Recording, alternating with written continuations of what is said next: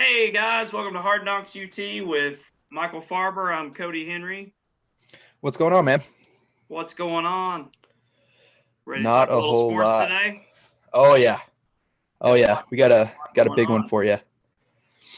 So we started this whole idea about 3 weeks ago with the ATV network, and never really thought about this ending up being an interconference podcast. But here we are. We got Yeah, it's gonna be Texas and fun. Oklahoma joining the conference. I remember when we first started talking about it, it was about Tennessee going down to play Texas this winter in basketball. Yeah. And then a couple weeks later, we may be playing each other a lot more. So Yeah, now that whole Big 12 SEC crossover thing, that's going to be kind of awkward for them, isn't it? oh yeah. Might have to change it to a different conference, but maybe the Big 12 survives. I doubt it, but maybe they do. Maybe. All right. So, since this is our first episode, I thought it'd be a good idea for us to kind of explain, how we became fans of our certain team. So, I'll let you start off, Cody, and then I'll finish up after you. Well, come from a long line of ball fans. Always been here in Knoxville. You know, left a couple times on trips and stuff, but never spent too much time away from home. So you got to root for the home team. Grew up watching Casey Clausen. That's my first real big Tennessee player I was a fan of, the Iceman. And, never stopped after that. So yeah, it was early 2006, Texas versus USC in the national championship game. I was 6 years old. And my earliest memories were Vince Young running to the corner of the end zone, winning that national championship game. So I guess I became a bandwagon fan at 6 years old. Hasn't really worked out for me since then, but. So how's your dad been treating you about Texas coming over to the SEC? Has he been giving you a lot of smack? No, he thinks it's good. He thinks it's good for the conference. He expected it. Maybe not Texas and Oklahoma, but he expected some form of expansion, or Texas and Oklahoma leaving the Big 12 kind of thing. But 09, when Texas and Alabama played in the national championship game, that was a fun night. I bet. Yeah, I mean, you got a good thing going. You might as well expand on it, right? Oh yeah, yeah. And I think, speaking of the merger, or not really merger, but Texas and OU coming over, I think it's going to be good for everybody. It's going to bring more money into the SEC, which is the primary reason they want us to come over. It's going to bring more competition for Oklahoma. Texas has a chance to start out in the SEC as a top program if Steve Sarkisian can get things rolling pretty early. But I think it's gonna fare pretty well for everybody in the situation. Right. Well, you want to hit on some spring game stuff? Go ahead and start from the beginning. Oh yeah. Well, I'm kind of the person that thinks Steve Sarkisian wasn't really showing too much of, or he was holding his cards close to his vest in the spring game. You didn't really see anything flashy. The first drive, Casey Thompson led the team straight down the field, scored a touchdown. Pretty straight, dry and forward. I mean, nothing special, nothing fancy, nothing flashy. And then after that, I mean, it kind of became a boring game. It was just up and down, up and down. Nothing really exciting happened. You had the long pick six at the end of the game, or in the second half, I believe. And other than that, it was just a pretty boring game. So to feed off that, just a little background on how we prepared for this. Michael and I, we really don't know a lot about each other's teams, respectively. Obviously, I know a lot about Tennessee, knows a lot about Texas. So we went back and watched some highlights of the spring games for each other's teams, and that's one thing that I did write down was that Thompson's accurate, makes all checks, looks poised. He really looked like a veteran, and I should have went and looked, but is he he's not a freshman, is he? But he's younger. No, I think he's a redshirt junior. I'm pretty sure, if not a true junior, but I think he's he's some sort of junior. He looks like he's supposed to be there. Yeah, and he's one that most people expected, to transfer out. With the transfer portal nowadays, when you don't get your shot, he was sent behind Allinger for so long, and he just stayed there and continued to work, and now he has his opportunity to maybe take over. With a guy like Coach Stark coming in, he's probably got pretty good pick there on his coach too. Yeah. Oh yeah, absolutely. One thing I noticed about the Tennessee spring game, which I watched probably a few hours ago now, was Harrison Bailey. And I told you earlier, he was tearing it up, and he's exciting to watch. If you're looking for a pocket passer, he's not very mobile. He can run at times, but he's not very mobile. But man, he can throw some nice, pretty passes. He showed a little bit of mobility in high school, but I mean, I think everybody does in high school, right? Yeah. But yeah, he's a big guy, big arm. I'm pretty pumped about him, and I know the main competition from here on out is probably going to be him and Joe Milton, but I think Bailey's got the edge with him being here a year longer and going through spring practice with Heupel.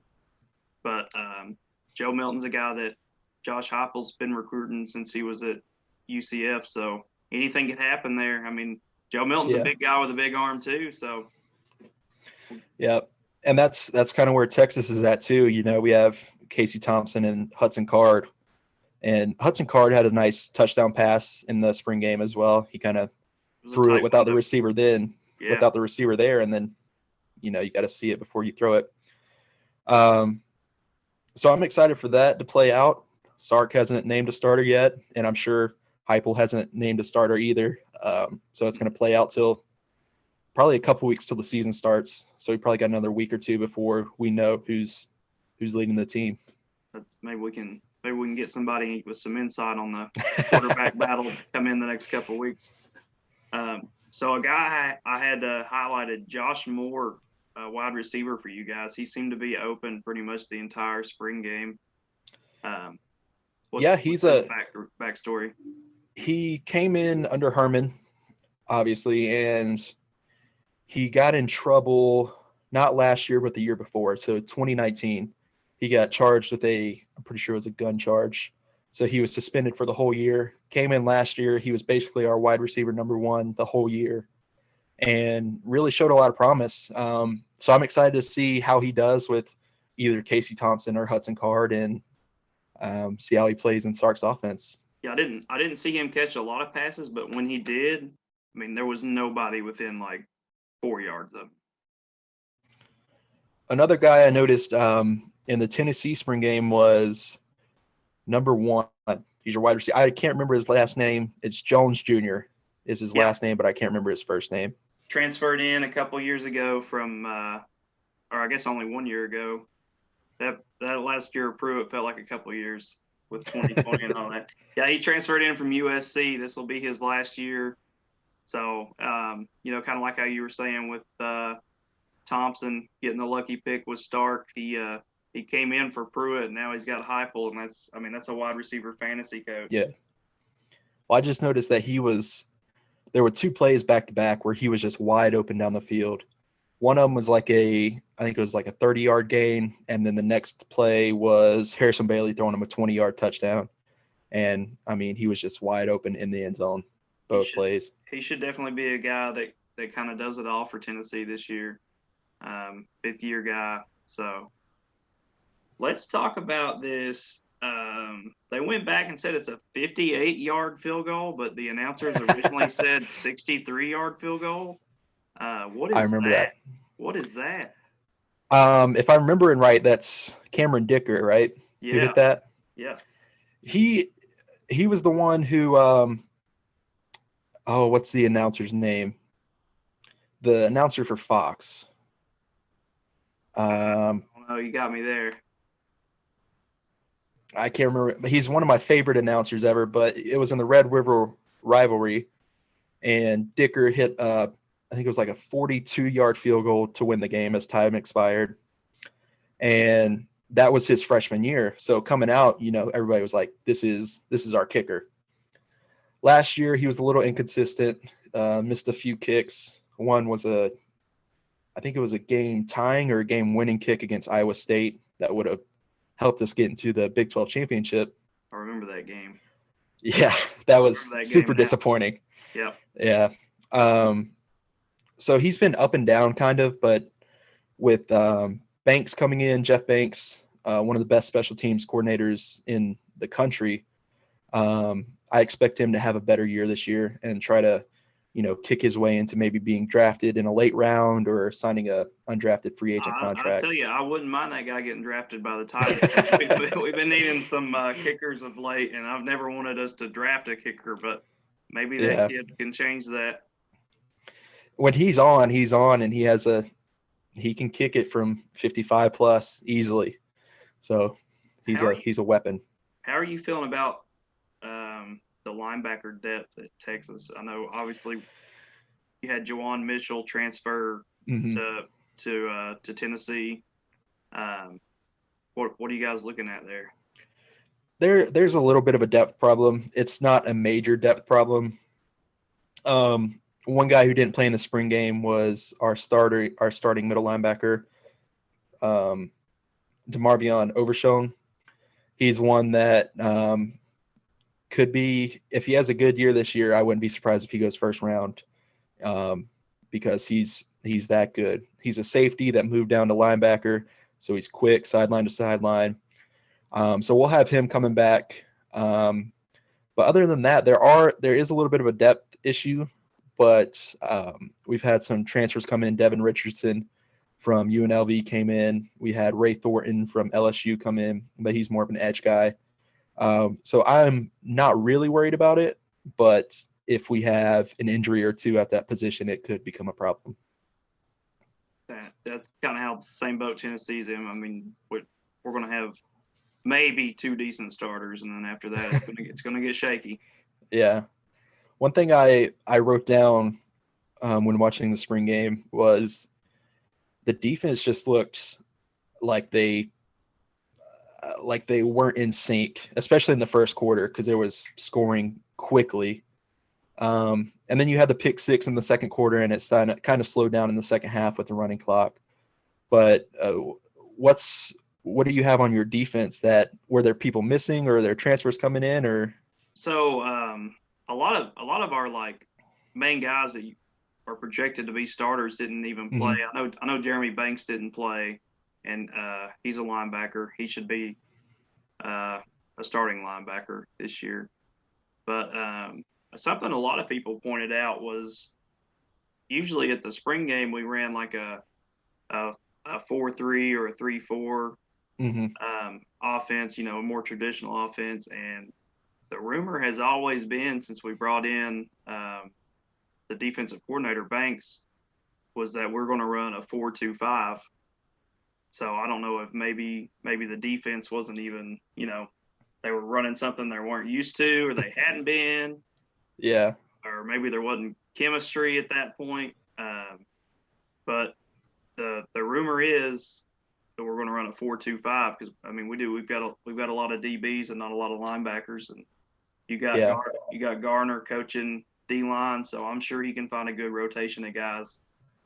So I look for more out of our defense this fall than what you saw in the spring game, just because I don't even think what we ran at the spring game is going to be our final defensive set.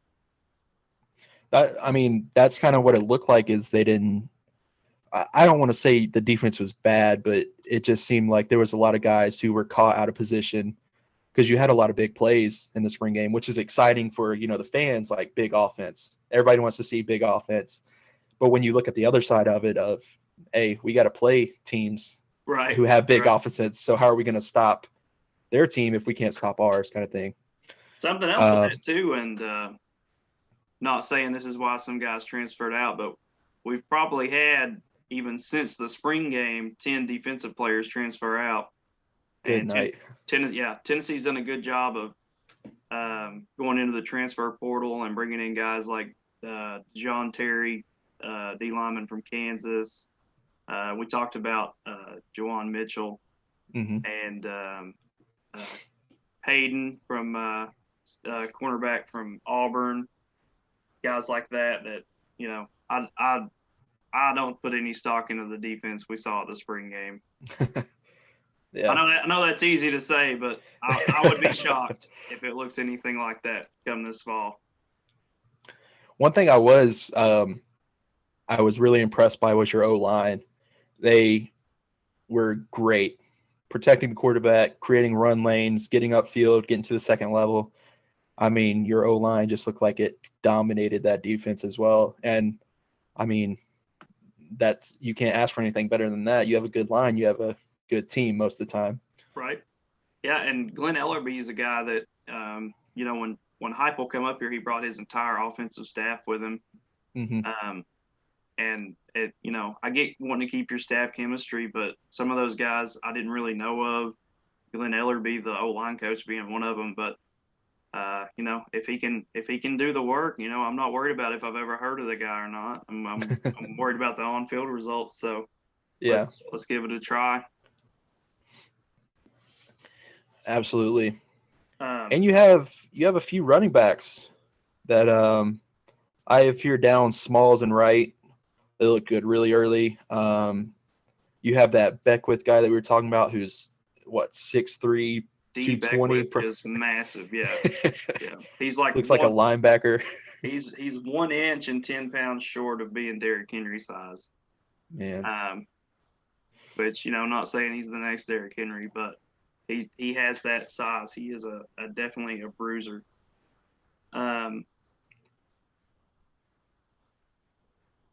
A running back I have down for you guys is Robinson, and the only note I put down was stud. Does that pretty much sum that up? That's the only thing you have to put. Bijan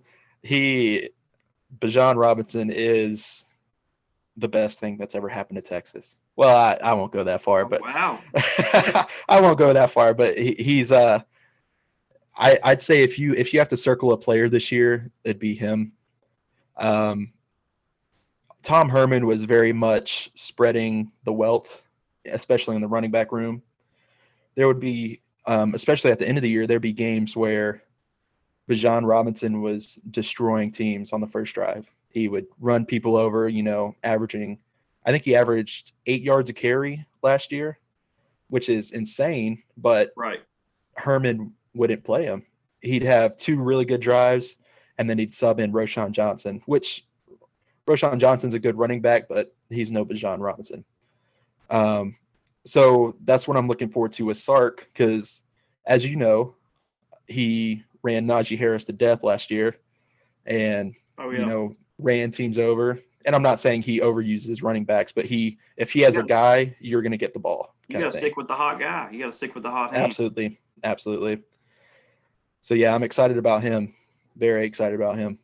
So just to touch on recruiting real quick, for both teams, I know this is usually if you check, rivals and 24/7, and at any time your team might be 3 or 4 places off on each of those. But currently, Tennessee's 30th in the nation, and Texas is 11th, and that's on both rivals and 24/7 have Texas at 11, Tennessee at 30th, Texas with 10 4-stars, 3 3-stars, Tennessee at 2 4-stars and 11 3-stars, and those are 24/7 rankings. Okay. On the stars. And you guys just had a commitment yesterday? Today. At 1 p.m., Tennessee picked up Addison Nichols. Addison is the number 3 prospect, or the number 3 O-line in the state of Georgia. Hang on just a second. Let me get that pulled up. Addison is 6'5", 318-pound, 4-star, the 107th player in the country, number 12 player in the state of Georgia, and the number 3 inside O-lineman in the country. Huge get. Biggest recruit, obviously, of the Josh Heupel era so far. Mm-hmm. hopefully dominoes start falling in place. Because I mean, for what we're looking at as far as NCAA sanctions maybe coming, everything we just got out of and the coaching change, I feel like the class is pretty decent for what you would expect. I think you go 7-8 wins this fall, and you're looking at a pretty good class. That's kind of the boat that I've seen a lot about Texas fans is a little bit of a panic right now because we are number 11th in the country, which number 11 to a lot of schools is, hey, we're doing something. But all the hype that we've given Sark and his staff as a recruiting staff, a lot of people are starting to panic now. And I've told people before, and I keep telling them, just wait. Once they see the on-field product, oh yeah, if he lives up to the hype as this great offensive guru, the recruiting will take care of itself. I'm not worried about that. But there's a lot of panic right now on Texas boards and Texas Twitter and Facebook groups and all that. So all I can say is just be patient. Well, now too that it is solidified you guys are joining the SEC. He needs to start working that for sure. As Absolutely. far as with the name, image, and likeness stuff and all that, I think, and SEC, I think this should be a big upsell. I mean, you look at a guy like Bryce Young at Alabama, who's pushing $1 million. I mean, yeah, who wouldn't want to be a quarterback in that league? Absolutely, and I think he will push that a little bit harder, but as we know, the SEC and Texas and Oklahoma are saying 2025, which to some recruits, they're thinking, I may be graduated by then. Right. And in my opinion, and a lot of people's opinion, it's not going to take that long. It's going to be 22, 23 at the latest kind of thing. So I think once that gets solidified and recruits know, hey, it's next year, it's not 4 years down the line, they can start pushing that a little bit harder and selling that to kids. But I hope they get that information out there sooner than later so that we can start pushing that out and trying to sell that. And with that too, you guys are there close together. Well, Texas is a big state, but Texas and Oklahoma are right there together. Mm-hmm. The other schools in the Big 12, you guys might start poaching from them hand and fist because that whole conference might fold after you guys leave. So, yeah, that's what's going on right now. I mean, not recruits wise, but KU has reached out to the Big Ten. Iowa State is rumored to have reached out to the Big Ten. TCU, Texas Tech, and I believe Baylor were rumored to reach out to the Pac-12. So I think it's going to collapse pretty quickly once teams start getting things set up. But who knows? It may turn into the AAC. They may merge with the AAC and have that conference. Now, I mean, you look at a team like Oklahoma State. If they go to the Pac-12, I mean, we see what Pac-12 football looks like these days. I mean, you could be that close to the Texas border, selling a SEC versus Pac-12 kid. Do you want to go to the Pac-12 or the SEC? Yep. You don't have to worry about the rest of the Big Ten anymore. Absolutely. And we saw earlier today the Clemson and FSU news. I don't know how much steam that's going to pick up or if it's going to kind of die out. But it was reported that they didn't have the viewers or something like that, that the SEC wasn't. Let me pull it up real quick so I can give you the exact quote.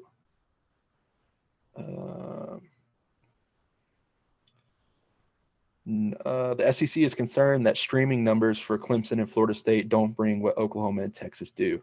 Notre Dame is the only free agent left that would add to the pot. That was per Mark Ryan, at Mark Ryan on air on Twitter. So yeah, apparently the SEC doesn't think that they have enough viewers, to add money. And that's where they may have to look at it and say, is this really about money and views, or are we going for something bigger here? I mean, you can't talk about, oh, we're not bringing these people in because they don't make money or get views, and have somebody like Vanderbilt sitting there in the conference. So Yeah. At some point, does it become a trade off, or are we really trying to build like a mega conference here to to try to push out the NCAA? Absolutely. And I don't know how hard it would be to kick a team out of a conference, but in my opinion, if they were, I know Vanderbilt is a great baseball school, but if they were, Vanderbilt and either Missouri or Mississippi State would be probably one of the first ones to go, in my opinion. And I don't know if they would ever do that, to be honest with you. I think they're going to keep everybody in the fold and just keep adding to it and try to build a power conference by adding teams instead of kicking teams out. Are you trying to pick up your first SEC haters? Is this your first SEC hit list, Michael? No, I love Vanderbilt fans. Oh, I hope they don't get a hold of this. I hate Missouri fans. Well, hate's a strong word. I strongly dislike Missouri fans. I live in Kansas. Kansas hates Missouri. Missouri hates Kansas. That's just how it goes. But I mean, they're not as bad as A&M, so I'll give them that. I don't dislike them as bad as A&M. Oh, there we go. There we go. Well, I think it's about time we bring in our special guest today. We got Mark Nagi lined up for you guys. Amazon best-selling author of Decade of Dysfunction, former WATE Channel 10 10-year news anchor here in Knoxville. So let's bring him in. All right, guys, we got with us here today Mr. Mark Nagi, author of The Decade of Dysfunction, former WATE newscaster here in Knoxville. How you doing today, Mark? I'm doing great. It's great to talk to you guys. Thanks. Seen Mark a lot on Twitter over the years. Never really had a chance to talk to him like this. Obviously bought the book. I think a lot of people did. Was one that maybe hurt to read, but one we needed to read. So what do you think about Texas and Oklahoma coming into the conference here, Mark? Honestly, I'm not a huge fan of it. And here's the reason why. While it can be good for the SEC and it can be good for the member schools and everybody makes more money, at the end of the day, you want a stronger college football across the board. It's like they always say, college football is better when Notre Dame is good. Whether you like Notre Dame or hate Notre Dame, it's better when Notre Dame is least in the conversation. The sport is better when you can look at each conference and look at teams in each conference and say, okay, I think there are multiple teams that have a chance of doing something on a substantial basis. And what you're going to have now is with Texas and Oklahoma, the top two jewels of the Big 12, it's going to start this waterfall of another round of expansion and realignment. And I just don't think that's good for the sport. You're going to have so many great teams in the SEC, and that's fine. But, the Pac-12 is already fairly irrelevant. The Big 12 on its way now to being irrelevant. You're going to end up eventually with 2 or 3 super conferences.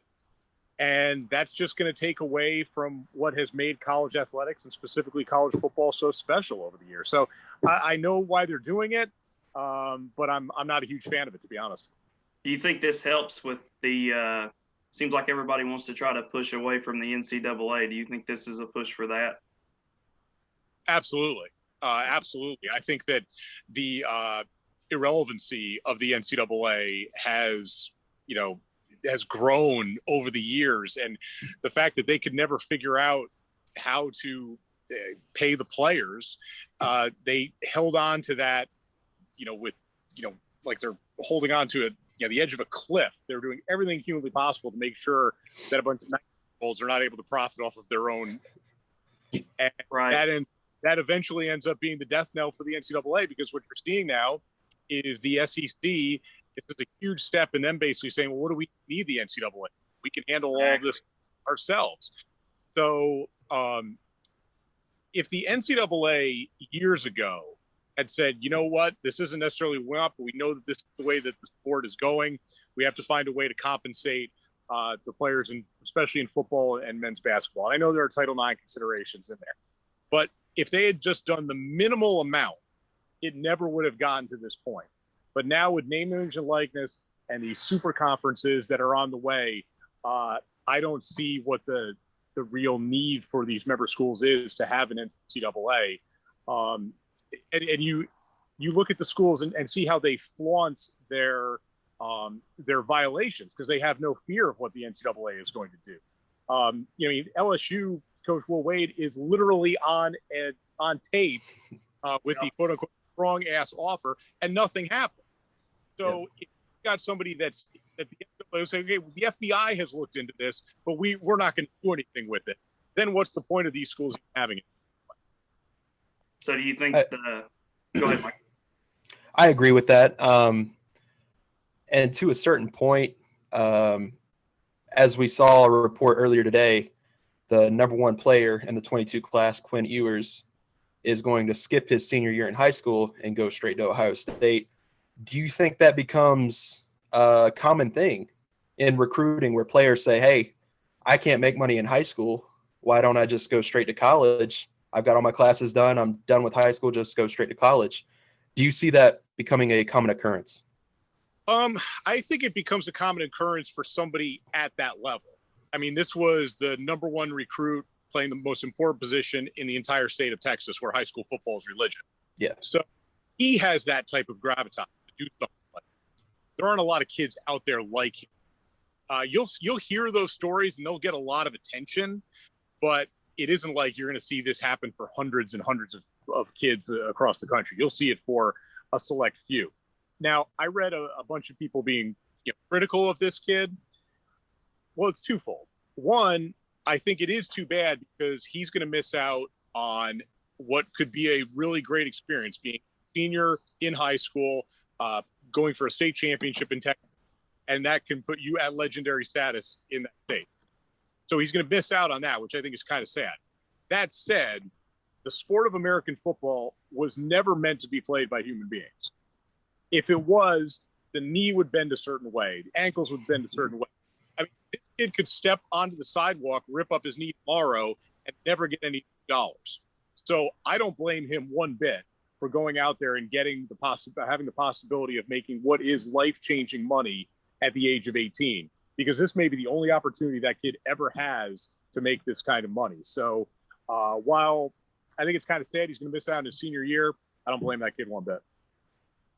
Do you think this does cause like a trend for more kids to try to do this? And if it does, would there be a worry of college football almost becoming like a pre-pro program, almost like people try to say the AAF would be? Yeah, but I think college football to an extent already is. Right. So I think there's that. Now, I think that what you're going to have, though, it's kind of like when the NBA was allowing kids from high school to go directly. And while everybody remembered, the Kevin Garnett's and Kobe Bryant's, there are literally hundreds of other kids that you do not remember their name because they were told by certain people, hey, go pro now, make your money now. And then the only two rounds of the NBA draft go on, they never get drafted. They're never heard from again. So that's my fear, is that you're going to see kids that are going to see this kid from Texas and be like, hey, I can do that too. But not everybody can do that. And while it seems like, and it feels like there is infinite money involved in college athletics with boosters, but that's not the case. It's not like, while we think that Alabama, Ohio State, Clemson, they're all the deep pockets with their boosters. It's not like they're going to go out there and back in the 70s, have 225 kids on the roster. Right. There still are a finite amount of places for these kids to go. My fear, though, is that you are going to get kids who get the wrong advice.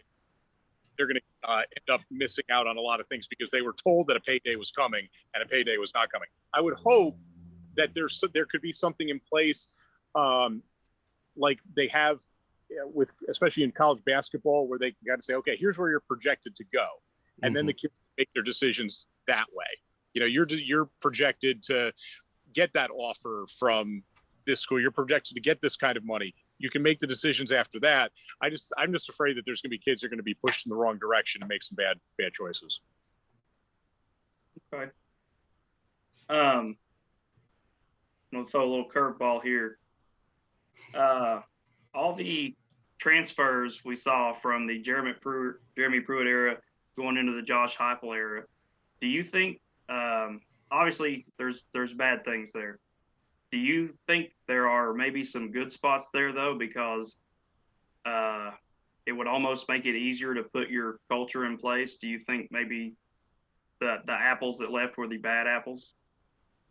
I think to an extent, and this does probably help Jeremy Pruitt or help Josh Heupel and that staff not have to force some kids out the door.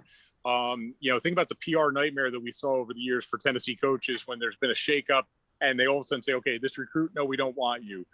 This player that's already on the roster, hey, let's try and find a way for you to go somewhere else. So I think in a way it's beneficial for a new coaching staff to have more of an ability to bring in their guys. But as far as this year is concerned, you know, it's going to be a rough road. You are not up to the 85 scholarship limit, or painful lack of depth at key spots. So, you know, linebacker, I know that they're still, you know, they're high on that kid from Texas, the Mitchell kid that can kind of fill in for Henry 2020, but there's no guarantee he's going to give you that kind of production. Right. That's just one of the spots. Can Barry Small give you what Eric Gray we're able to? Probably not. So at the day, it's still more of a negative, and it looks worse. Saying there are over 35 kids that have left the program in the past 12 months. So that's a really, I mean, it's like 40% of the roster. It's a huge number. So in the short term, yeah, it's a real concern, but in the long term, not as bad as it sounds at the present day. Right. Yeah. Josh Heupel and staff, they've done a good job at bringing in some transfers, but I do think there are some good, you know, some things that are overlooked as far as changing of the culture when you have that many transfers out. Got anything else, Michael? So going back to your book, Decade of Dysfunction, what similarities do you see between, you know, Texas and Tennessee? Because I know I, as a Texas fan, and a lot of Texas fans, consider this past decade the worst decade in Texas football history. You know, Mac Brown was forced out. I'll say it. Mac Brown was forced out. Charlie Strong came in. Everybody liked Charlie. He was just not the guy for the job. Tom Herman came in. He was I'll say it, douchebag. Nobody liked him. And now we have Steve Sarkisian. So do you see similarities between Texas and Tennessee over the past decade? I do. I absolutely see similarity. You know, the line, which has been said many times now, especially over the past decade for Texas football, Texas is back. Yeah. Waiting for to be back. And there were a couple of fleeting moments where you felt like, okay, they're here now. And it ends up not being the case. And you can make that similar comparison to Tennessee during the decade of dysfunction, because you looked at the Vols, you know, at the beginning of the 2012 season, you kind of felt like Tennessee was on the cusp of getting back, and then they lose to Florida, and then they completely fall off the cliff. You look at the 2015 and 2016 season specifically for Tennessee. They had the most talent in the SEC East. They won big games in the SEC East. They went 3-1 combined in those 2 years against Georgia and Florida. You should win the East at least once, if not twice, with those type of numbers. You win 9 games each of those years, and you still can't get over the hump. So I think there certainly are comparisons to be made. You look at the history, you look at the stadiums, the insane fan bases. There are a lot of similarities between Tennessee and Texas. Now, I will say this. Texas, though, in this run of coaches, Charlie Strong, Tom Herman, Steve Sarkisian, even though you always heard the Nick Saban rumors, Texas still got an upper echelon coach in all of those cycles. Charlie Strong had famously turned down Tennessee and ends up because he was waiting for a job like Texas. Tom Herman was the belle of the ball in that coach. And he used LSU to get the job that he really wanted, which was it just didn't work out. And sometimes that happens. And Steve Sarkisian, did a great job, rehabilitating his career and his personal life. So I think that's actually a really good story. I do wonder if Sarkisian would have taken that job knowing what was going to happen only a few months later, with how he got back to the SEC. So there certainly are comparisons to be made. It's kind of like I said before, though. If Texas is good, that's good for college football. If Tennessee is good, that's good for college football. And, I hope that we see both of those programs get back to the spot that their fans expect them to be. So like how you just said, Texas, they were still able to make higher echelon hires. Do you think when Kiffin left, and do you think the Tennessee AD and athletic department, they felt pushed to hire quick, and that's why they got Derek Dooley after going 17-20 at LA Tech? Do you think that started a bad trend? Yeah, so here's the basic gist of that. I was working at Channel 6 at the time, and the Lane Kiffin thing obviously threw everybody for a loop. And Mike Hamilton had always said that he had a short list of coaches ready to go in sport. Well, when the Lane Kiffin thing happened, nobody was prepared for it at all.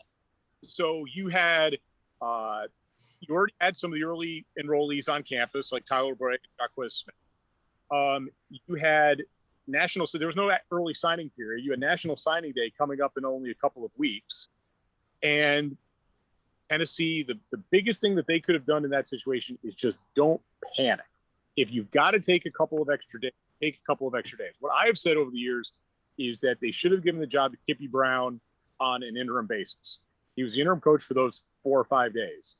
Instead, they didn't give him the job. They panicked. They hired Derek Dooley because they'd gotten turned down, all over the country. If you give the job to Kippy Brown and he succeeds, great. You can move on from there. If he doesn't succeed, well, you've given yourself a year to kind of get your footing back and get some stability in the program. And you haven't made a panic hire like you did for Derek Dooley. The Derek Dooley hire proved that Tennessee now had an inferiority complex. Think about it. You had Johnny Majors and Phil Fulmer, 2 Tennessee legends. The Tennessee job was their dream job. And for 30 plus years, you had that kind of stability with those 2 guys. Lane Kiffin comes in, doesn't even last 14 months. He says that Tennessee, this is not the place that I want to be. And you had that happened since Doug Dickey had left. So Tennessee has an inferiority complex, which I feel still remains to this day. That's how you end up with a guy like Derek Dooley. That's how you end up with a guy like Butch Jones, who really was, a paper tiger when you think about all his resume coming in, and Jeremy Pruitt. It didn't work out, but I almost don't blame Phil Fulmer in that. That obviously the coaching search in 2017. That was as big of a cluster as you're ever going to find. So it's right. I think Jeremy Pruitt literally was as good as they were going to get at that point. Do you think if Lane Kiffin brings in Taj Boyd, maybe Tennessee stays on track for a couple more years, even with Lane's departure, even if he would have still left? Do you think Taj Boyd could have kept Tennessee on an upward trajectory for a couple of years? Well, remember, they also had Bryce Petty in that, who had a really solid career at Baylor. So you had 2 guys that Phil Fulmer and that staff had ready to go through 2009. Would that have made a difference? Perhaps. It then still goes back to what happens, because then I'm still assuming Lane Kiffin in this scenario still leaves and goes to Southern Cal. So are you able to get a better coach because you know that you've got Taj Boyd there? I don't know. Right. You had Tyler Bray, who was a very highly sought after recruit as going to be a true freshman then. Petty would have been a redshirt freshman or a sophomore. So I think it really, in that scenario, it's the old adage. It's not about the fire, it's about the hot. So if they still hire Derek Dooley, you probably could have had Cam Newton as quarterback, and they're still not going to succeed because right. Derek Dooley had got so far over his head. And going right along with that, if Derek Dooley has somebody other than Sal Sunseri running that defense, does that team able to succeed more? If you are able to top 40 that year, Tennessee. Oh, for sure. If you win 10 games, obviously you have Tennessee for the next couple of years. Stalson, they wanted to hire Kevin, but he was at Clemson at the time, and they got destroyed in that bowl game, and so they couldn't hire him as a defense coordinator when you just looked at your defense got to work. So they didn't make that hire, and you end up hiring Sal Sunseri, somebody who had not been a coordinator in decades, not ready, not prepared to have that. It's completely incompetent, and that destroyed Tennessee because that 2012 offense was just ridiculous. Tyler Bray, Zach Rogers, Justin Hunter, Cordell Patterson, Michael Rivera, really solid offensive line. But those guys end up playing in the NFL. You even just have an average, you're going to win 10 games. So, yeah, that's one of the great what ifs. For sure. Michael, you got anything else? Well, this will be my last question for you. Looking at Tennessee and Texas right now, who do you believe, in your opinion, is set up better for the future? I would say that Texas has set it up better for the future. I think that their issue, they've felt that, I think and a big reason for that is because I think Sarkisian will recruit better over the next couple of years in Texas than maybe you've seen. I think that's been one of the huge problems for Texas is that so many schools, both in the state's borders and out, have gone in and gotten most of those key recruits. There was a time where when Texas was rolling that that they were going to get, even in a state like Texas, they were going to get at least half of the top 10 recruits every single year. And it really hasn't been that way lately at Texas. Yeah. I'm not really up to speed as much on recruiting at Texas. It's just that seems to be the way that's gone. I think that Josh Heupel is, he's starting with a foot in quicksand. You still don't even know what's going to happen with the NCAA. While the NCAA certainly has been neutered by everything that's happened over the past year, you still have the possibility of sanctions out there. And that could last for a year until you finally find out what your penalties are. So, and I think that what we've seen is that Sarkisian has coached in at a Power 5 level and coached rehabilitated his career and personal life, extremely important and should be commended. So I have more confidence in Sarkisian company in Texas and that situation Heupel in Tennessee. That could certainly change. Tennessee puts up some points this year. I think the best case scenario for Tennessee is to kind of have an Ole Miss year like Ole Miss had in 2020, where the offense is fun, you're putting up points, you're not going to stop anybody, and you know that you're not going to for a division championship. So just have fun with it. And that attracts recruits and get your name in the paper, as the old saying goes, and maybe that turns things around for Tennessee. That's their best case scenario, because that was one of the big downfalls for Tennessee under the Jeremy Pruitt era, is that those offenses were just unwatchable. And I know a lot of that was put on Garantano, but let's also throw some shit at Chris Weinke, Jim Chaney.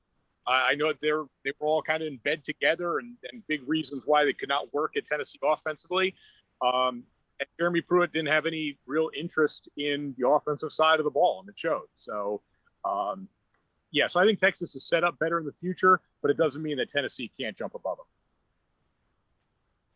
All right, Mark, I got one last question for you. You just kind of touched on it there, but what do Josh Heupel and staff need to do to succeed at Tennessee, get them back on top? And how long do you think that would take? I feel like this is Groundhog Day because we had the exact same conversations in 2015 and it's a never-ending cycle at Tennessee. So, I think, like I touched on the offensive thing, I think that would really help kids want to go someplace where they can, get the ball. Just have fun. Exactly. And Heupel's system is going to do that. Now, is the offensive line going to protect the quarterback? Are the wide receivers going to step up?